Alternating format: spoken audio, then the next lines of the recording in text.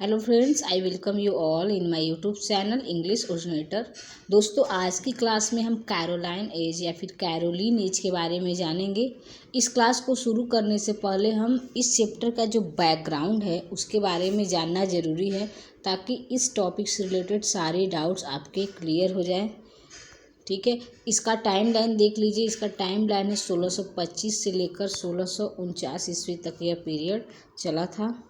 Charles first इस समय England के शासक थे। इन्होंने इंग्लैंड के साथ ही साथ स्कॉटलैंड और आयरलैंड के भी यह शासक रहे हैं।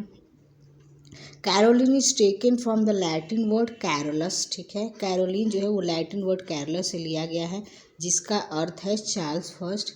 इसी कारण इस एज को कैरोलाइन एज भी कहा जाता है। चार्ल्स फर्स्ट ऐसे पहले शासक थे जिनका सर कलम किया गया था। Charles first was the first king of England who beheaded। ठीक है, जिनका सर कलम किया गया था। अब हम कैरोलिन एज की जो रिलीजियस पॉइंट है उसके बारे में बात करेंगे, और इसके साथ ही साथ इस रीजन को समझेंगे कि चार्ल्स फर्स्ट को सर कलम क्यों किया गया, उनको beheaded क्यों किया गया है। चार्ल्स फर्स्ट पूरी तरह से मोनार्की में विश्वास करते थे। वे स्वयं को डिवाइन किंग समझते थे।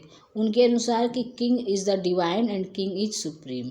ठीक है, चार्ल्स फर्स्ट ने इंग्लैंड के लोगों पर बहुत ही ज़्यादा टैक्स लगाए थे।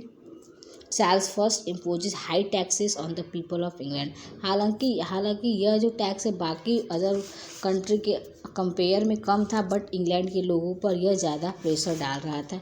इसके साथ ही साथ चार्ल्स फर्स्ट के जो थॉट क्लासेस भी पार्लियामेंट के मेंबर्स के साथ होते रहते थे।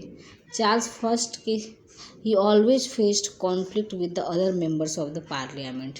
चार्ल्स फर्स्ट के शासनकाल में ही इंग्लैंड में सिविल वॉर शुरू हुआ था, जिसे वॉर ऑफ थ्री किंगडम्स भी कहा जाता है, जिसमें थ्री किंगडम शामिल थे, इंग्लैंड, स्कॉटलैंड व आयरलैंड। इसी समय दो ग्रुप बन गए थे राज्य में, जिसमें एक था राउंड हेड्स और दूसरा थे कैवेलियर्स। ठीक है, अब हम एक नज़र चार्ल्स फर्स्ट के जीवन पर, उनकी बायोग्राफी पर डालते हैं।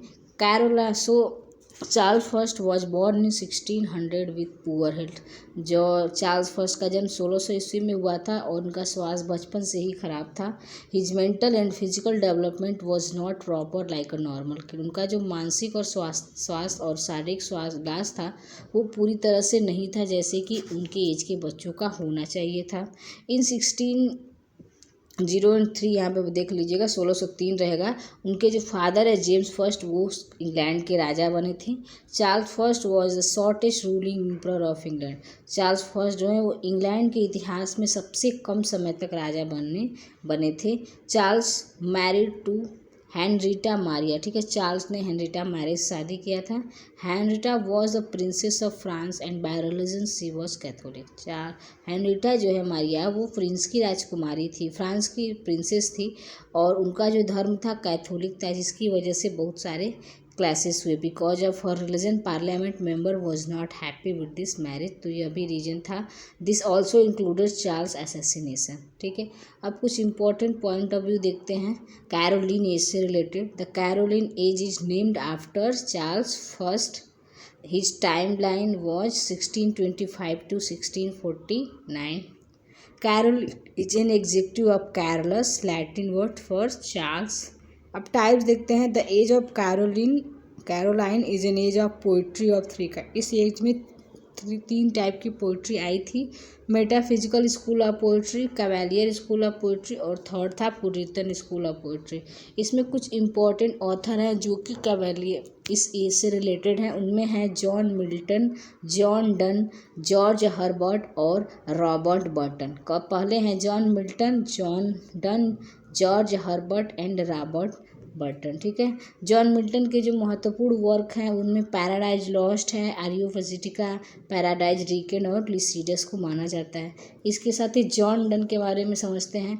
John Donne he was the metaphysical poets, और he is also known for his sermon. वो जो सरमन लिखते थे उसके बारे में भी वो काफ़ी फेमस थे उसकी वजह से। And his famous work are Juvenilia, death not be proud and the canonisation. ठीक है, तो ये रहा आज की क्लास। कैसा लगा आपको वीडियो। तो अगर आपको अच्छा लगा हो तो प्लीज़ लाइक सब्सक्राइब करिए। Thanks for the watching.